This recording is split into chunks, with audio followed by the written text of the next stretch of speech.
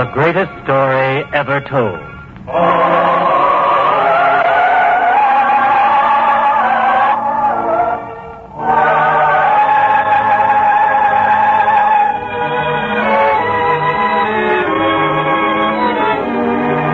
We present Go with Him Twain, a drama based on a teaching from the Sermon on the Mount, as set down in the 5th chapter of the Gospel according to St. Matthew, a teaching from the greatest life ever lived.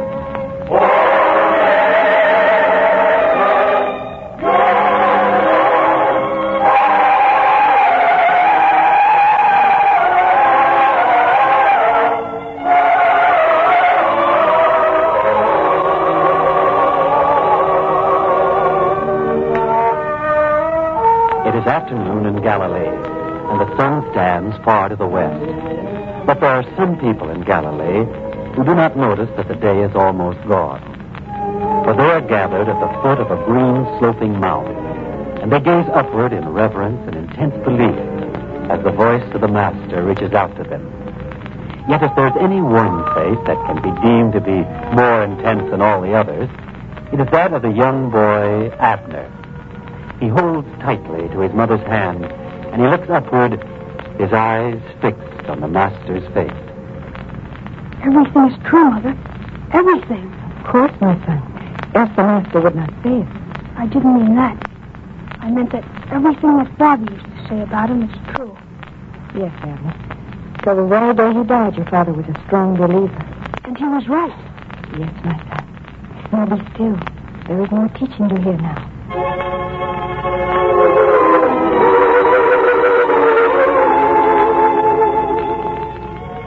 I say unto you, that ye resist not evil, but whosoever shall smite thee on thy right cheek, turn to him the other also. And whosoever shall compel thee to go a mile, go with him twain. I say unto you, love your enemies, bless them that curse you, do good to them that hate you, and pray for them which despitefully use you and persecute you.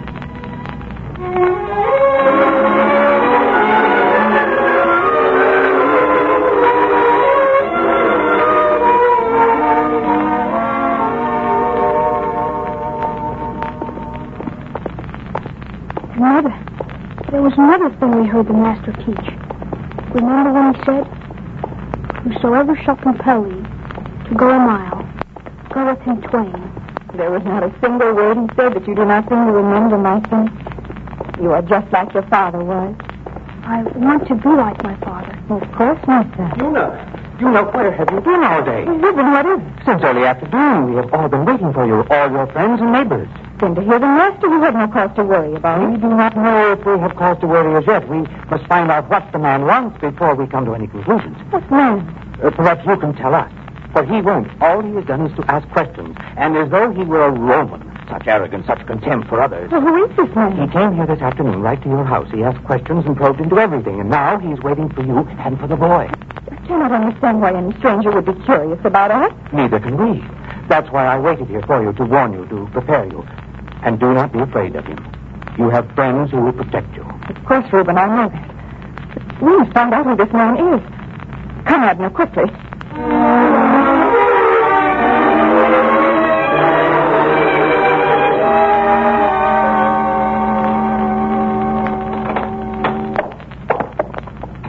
Sir, you have been waiting for us? Are you the woman you know? Is this your son? Yes, sir. No, one moment, please. What are you going to do, woman? You have lit 2 lamps. I must put one of them out. Oil is too costly to be wasted in such a manner. A little bit of oil, and you must be so frugal with it? Well, it is not hard to understand when one has had a chance to look around this place.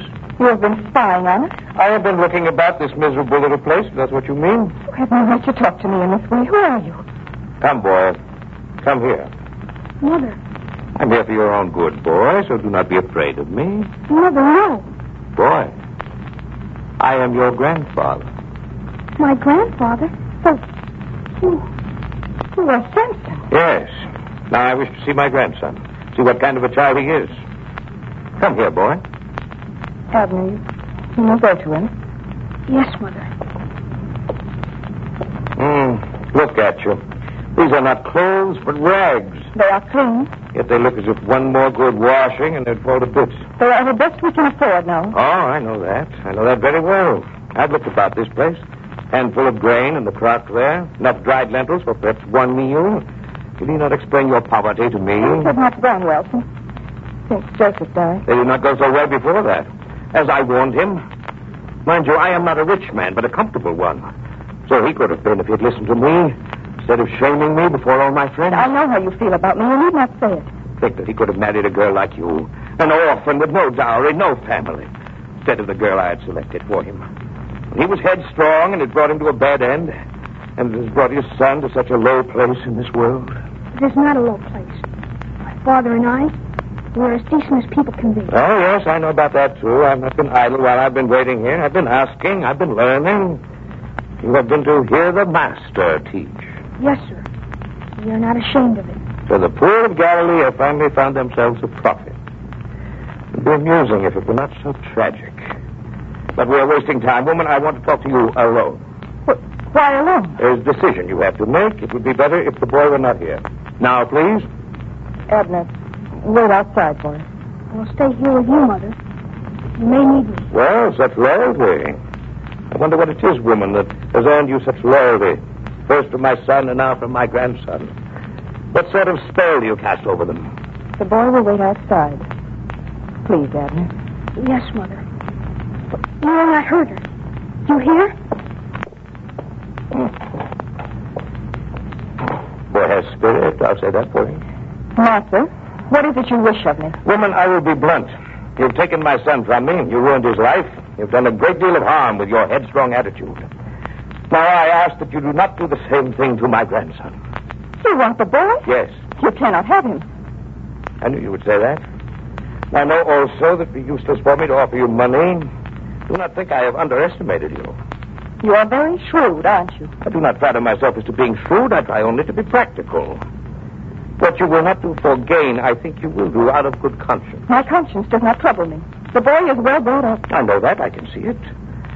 Except, of course, there must be some nights when you go without food so the boy may have enough. And if I do? Then there are other nights when, despite your sacrifice, there's not enough even for the boy. We have managed to exist thus far. Woman, remember that I have looked around this place. What will you feed him tonight? The dried lentils, some bread. And tomorrow? What will happen tomorrow? We have kind neighbors. Exactly. You have nothing to look forward to except the charity of others. Perhaps you do not understand. Oh, I understand. For you to become a serving woman would mean that you'd have to neglect the boy, and you do not wish to do that. Yet if you do not, there is nothing to eat save for the charity of others. It's a difficult situation. I'm not one to be blind to it. The only thing that gave me cause to hope that you would be reasonable... No. Oh, I know how you feel, woman. The thing which overwhelms you now is that you realize I'm right. No future for you and the boy together. If only it were possible. Well, if you have any thought that I will take the two of you in, pull it out of your mind. Now, as I said, there is a decision to make. Do not flaunt before me the fact that you love the boy. It's not unusual that a mother loves her child. Ask yourself this. Do you love him enough to make a sacrifice so that his security will be assured for the rest of his life? That will be the real test of your love. I cannot give him up. You will make a beggar of him with your love. You will have him live with a handful of dried beans between him and starvation. I wish you had not said this. Night after night, I lie awake thinking the same thing.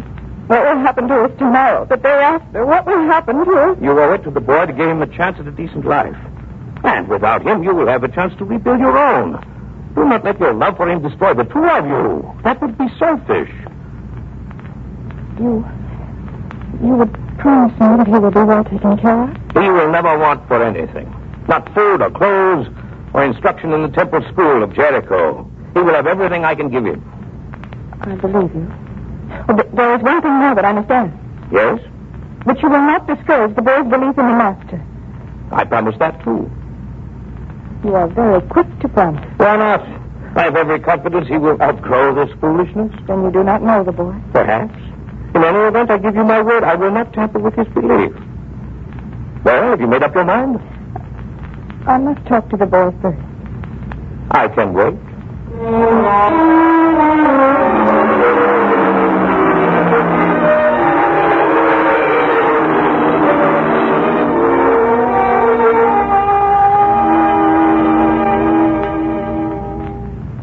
And, Abner, there are pleasant things to think about. You live in Jericho. Your father lived there. I know. He used to tell me about it. The people will know you there, told you your father and loved him very much. But people only hear. And there will be a fine house and good food. And not just from time to time, but every day. Think of that. But you will not be here. If we will not be together, there will still be something that we will share. But if I cannot see you, we will have our memories and our thoughts of the Master to share. And even though we may be far apart, you being in Judea and I in Galilee, still that will hold us together in spirit. I will run away. I will come back here. No, Abner, no. We will do what I say, for it is the best thing. He doesn't like me. I can see it. He's a hard man. Stern. Not like my father at all. Then, Abner, perhaps it will be your duty to change him if you can. I will run away, I tell you. No, no, son. Please, Abner. Do this because I asked you to do it. You don't want me to go, do you? No, my son. Still you must. You understand? Yes. Yes, Mother. I understand. But if ever I have the chance, I will come back. You'll see.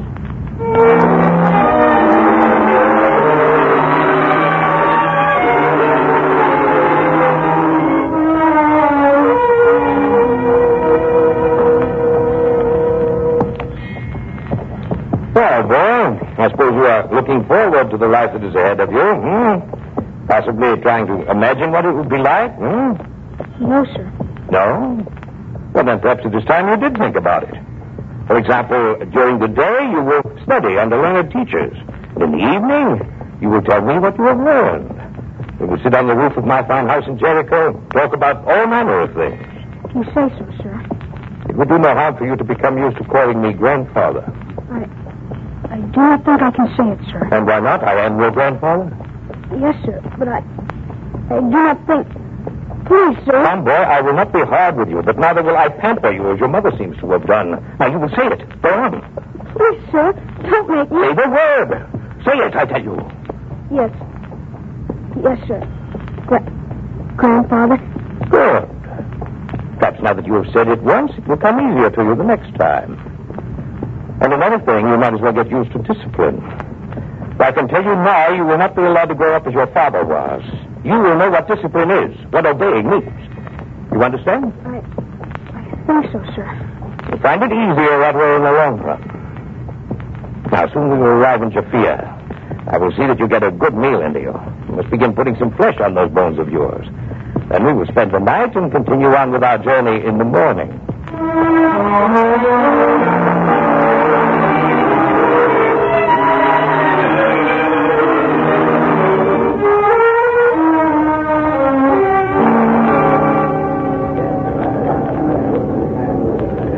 Keeper, I wish some fine roasted meat, some fresh bread, and some wine. My grandson's a very hungry lad. Abner?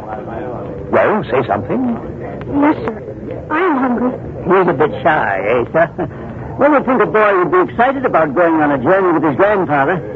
Oh, come, lad. Let's see you smile. Come now. No, wait, no tears. A smile. Let me see you smile. Leave him alone. Oh. Well, of course, sir. I was only trying to be friendly. Then leave the bread and the wine, quickly. It's all ready, sir. I'll have only to serve it. Strange for a boy to be so uneasy with his own grandfather. See here, Abner. You will not insult me in this way.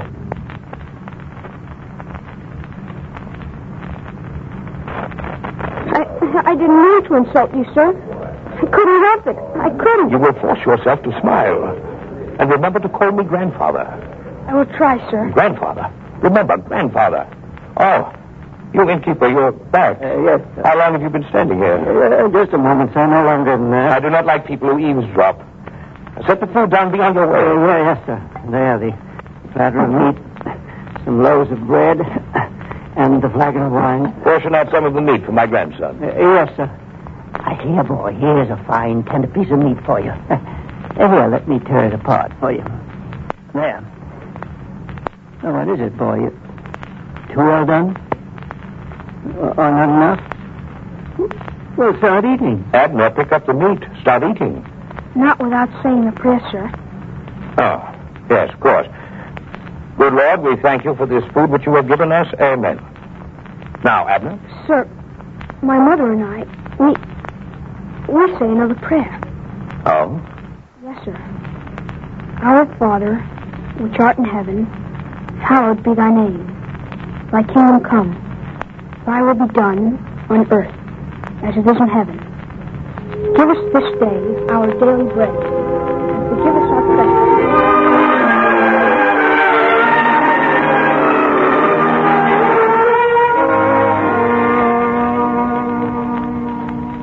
Well, sir, did you find everything to your satisfaction? Quite satisfactory, innkeeper. But I see the boy has not finished his food. Well, no wonder he's asleep. Yes, he's tired from traveling all day. But that was not the reason he didn't finish his food. Then he didn't like it? Not that either. Before he fell off to sleep, he said something about a little to give to the beggars at the town gate. Oh. And him without enough flesh to cover his bones. Oh, sir, is it not a fine thing? A noble thing in a boy that he thinks of others when he himself is in need. He's a foolish boy, but he'll get over it. Sir, perhaps you will not like to hear it, but there is one thing I hope he does not get over. Really? That prayer, he says. I cannot tell you what it meant to me to hear him say it. Wherever did he learn such a prayer? From the master. A fine prayer. Very fine indeed. And he's quite a nice boy, your grandson. Say that as though your daddy is my grandson. Oh, I didn't say he wasn't. You inferred as much. Oh, no, sir. He is my grandson? Well, you have good reason to be proud of him, say. He's a well-brought-up boy and righteous. Yes, very righteous. Enough talk. Show me where we sleep for the night. Let's put the boy to bed. Oh, yes, sir. This way. Oh, carry him. This way, sir.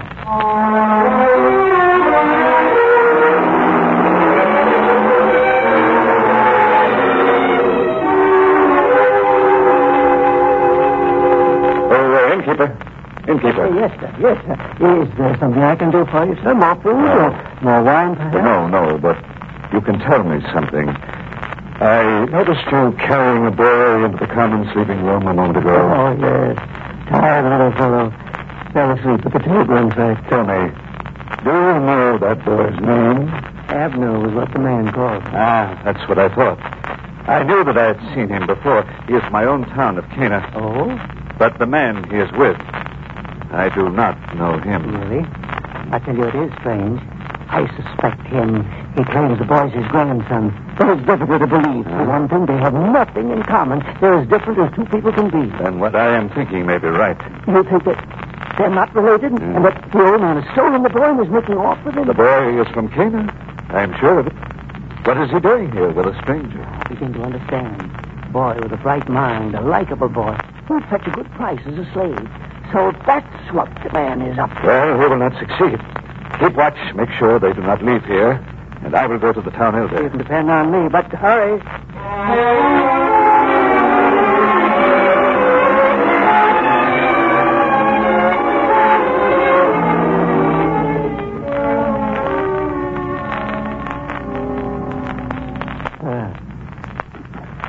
Sir.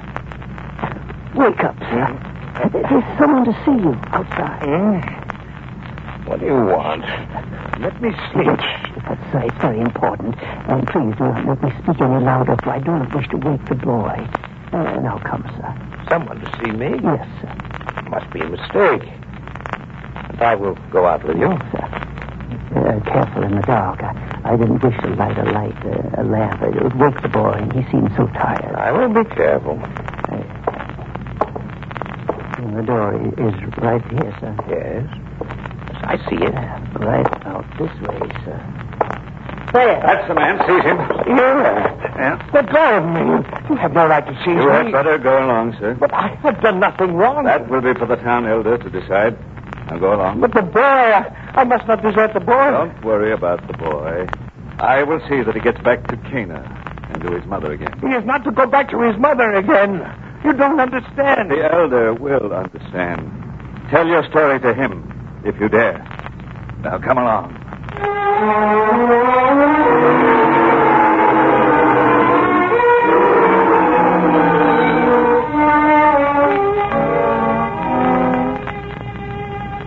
You keep saying that you are the boy's grandfather, yet you cannot prove it. But I am.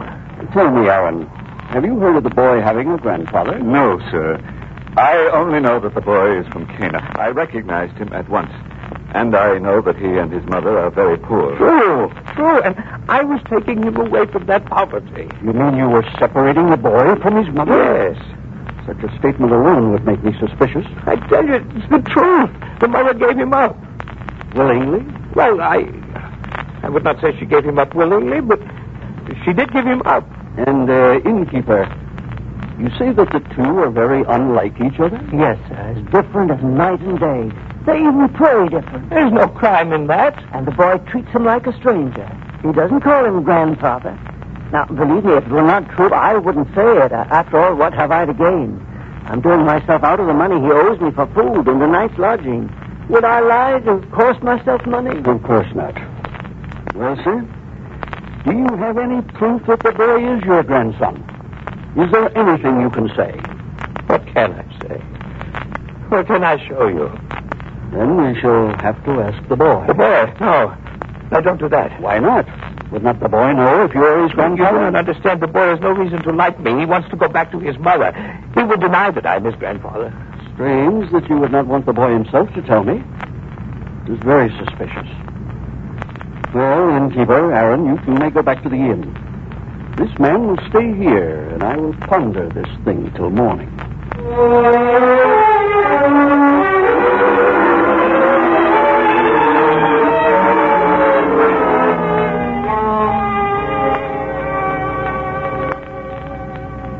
I cannot understand this. How can anything like this happen to me? I'm an honest man. I've done nothing wrong. It is morning. We can ask the boy now if you wish. No, I'm trapped. I'm a man at the mercy of people who hate and suspect me. How could this have happened? I will try to be as lenient with you as I can. Sir, I could not hold him back. He fought like a little tiger. He insisted on coming here even after I promised to take him home to his mother. So this is the boy? Yes, sir. Come here to me, boy. Yes, sir. Well, now, lad, there are some questions I had been intending to ask you. No, don't ask him. I tell you, he will deny me. He wants to go back to his mother. Don't let my fate rest on his answers. Sir, this man is my grandfather. I heard what happened to him. I had to come here and tell you. Abner, you told him. You told him. One moment, sir. Boy, tell me. Do you say this because of any threats he has made against you, or because you feel he might harm you in any way? Sir, I tell you, I promised him I would take him back to Canaan, to his mother. Tell me, boy. Don't you want to go back to your mother? More than anything in the world. Yet by telling me what you have, I must turn you over to your grandfather. Do you realize that? Yes, sir. I know that. And still you insisted on coming here. Why? I could not let you do any harm to him. Not to any man. Even though it means that you must go with him to Jericho and live there? Sir, we have been taught that if someone strikes you on one cheek, you must not strike him back. You must turn your other cheek to him. If a man forces you to go a mile with him, you should go 2 miles. Sir, we try to love those who do wrong to us. Your mother brought you up this way? We've often gone to hear the Master teach. And what he teaches, we both believe. I can see that. Well, the matter is out of my hands now. You may take your grandson and continue on with your journey. I thank you, sir. Cannot tell you what it means to be free of suspicion again. Now you know what a fine boy my grandson is. And I know why, too. It is something you might ponder with profit. You need not think that I am a man without feeling. Well, I am blind to everything but my own wishes. If I have been, I can tell you that I am no longer that kind of man. You cannot be as frightened as I was, as dependent upon another person's mercy as I was, and forget so easily. It is not so much because of the boy that I am free now, as because of the way his mother raised him. Then you appreciate that. I do, indeed. What the boy is, what he does, is all because of the way she raised him. I've hated that woman for a long time, accusing her of separating me from my son, and then from my grandson. But it is I who separated this family. I know it. It's all very clear to me now. Well, in heaven's no man do the decent thing. Go back to Cana. Bring his mother with us to my home. Can you do anything else now? You're right. We will start back for Cana at once. Grandfather! Oh, Grandfather! Yes. He called me grandfather. Without any urging, he called me grandfather. I trust you will continue to deserve that honor. In fact, my friend, I have a feeling that if you give yourself over to these two, your daughter-in-law, your grandson, they may yet make a fine man out of you. For it seems that not all the Master's miracles concern the lame or the lepers. There is a blindness of spirit that he heals too.